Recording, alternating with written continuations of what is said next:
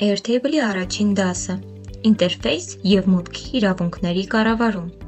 Airtable հզոր գործիք է, որը կազմակերպում է ձեր տվյալները նորարարական եղանակով։ Այստեղ կիսաղյուսակային և կիսատեղեկատվական միջավայրում կսովորենք աշխատանքային տարածքների հիմունքներն ու նրանց կառավարման արվեստը։ Աշխատանքային տարածքի հիմնական հասկացությունը։ Աշխատանքային տարածք workspace հասկացությունը Airtable-ում թույլ է տալիս մեկ հաշվում կազմակերպել բազմաթիվ նախագծեր, ստեղծելով անհատական հիերարխիա։ Օրինակ, կարող եք ունենալ աշխատանքային տարածքներ ձեր աշխատանքային, կամավորական և անձնական նախագծերի համար։ Airtable-ում մուտք գործելուն պես կտեսնեք աշխատանքային տարածքների ցանկը։ Սկզբնական տարբերակում հասանելի են լինում ընկերություն, մուտքի իրավունքով տրամադրված տարածք, կամավորություն, նախագծային տարածք, My First Workspace, Airtable-ի կողմից ավտոմատ ստեղծված տարածք։ Աշխատանքային տարածքի ստեղծում։ Նոր աշխատանքային տարածք ստեղծելու համար անցեք էկրանի ձախ կողմի All Workspace բաժին։ Սեղմեք պլյուս կոճակը։ Մուտքագրեք տարածքի անունը։ Մեր օրինակում MemHK։ Հաստատեք Enter կոճակով։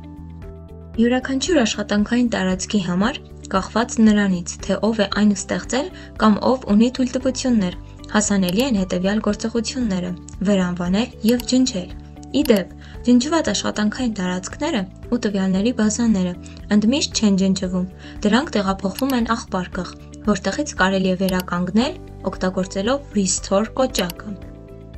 Աշխատանքային տարածքի անվան աջ կողմում կա Share կոճակը։ Երբ սեղմում եք այն, բացվում է պատուհան օգտվողներին թույլտվությունների կառավարման համար։ Թույլտվություն կարելի է տալ հղման միջոցով կամ անձամբ էլեկտրոնային հասցեով։ Մուտքը էլեկտրոնային հասցեով սահմանելու համար մուտքագրեք օգտվողի էլեկտրոնային հասցեն, ընտրեք մուտքի տեսակը և ուղարկեք հրավեր։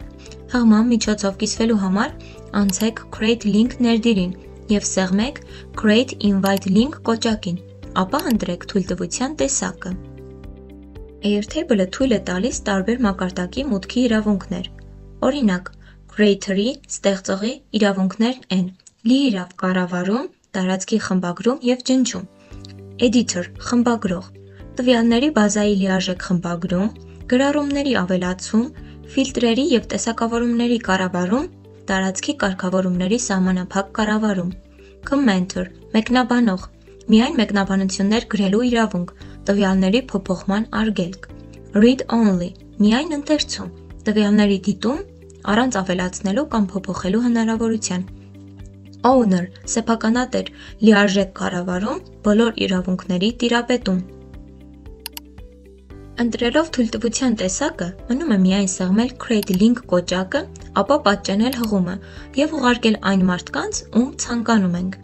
Ներկա մարդկանց թույլտվությունները կարող է փոխվել Manage Access-ում։ Բոլոր օգտվողները և նրանց թույլտվությունները նշված են այստեղ։ Սեղմելով թույլտվության անվան վրա կարող եք փոխել այն։ Եկեք փոխենք թույլտվությունը Creator-ից Editor-ի։ Նոր տվյալների բազա ստեղծելու համար սեղմեք Create կոճակին, կբացվի պատուհան, որտեղ անհրաժեշտ կլինի սեղմել Start from Scratch քարտին։ Մենք կստեղծենք սովորական տվյալների բազա և այն կանվանենք աշխատակիցներ։ Եկեք վերադառնանք Airtable-ի գլխավոր էջ, սեղմելով տարբերանշանի վրա։ Տեսնենք, թե ինչ կարող ենք անել բազայի հետ։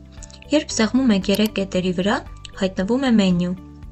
որտեղ կարող եք վերանվանել բազան և փոխել դրա դիզայնը, ընտրելով գույն և պատկերանշան։ Կարող եք նաև տվյալների բազայի թույլտվություն տրամադրել օգտվողներին, այլ նման է աշխատանքային տարածքի թույլտվության տրամադրմանը։ Եթե օգտագործողը մուտք ունի միայն տվյալների բազա, նա չի տեսնի այլ տվյալների բազաներ աշխատանքային տարածքի մեջ։ Երբ ընտրում եք Duplicate Base, կարող եք պատճենել տվյալների բազան, մեկնաբանություններով և գրառումներով, կամ պարզապես միայն կառուցվածքը։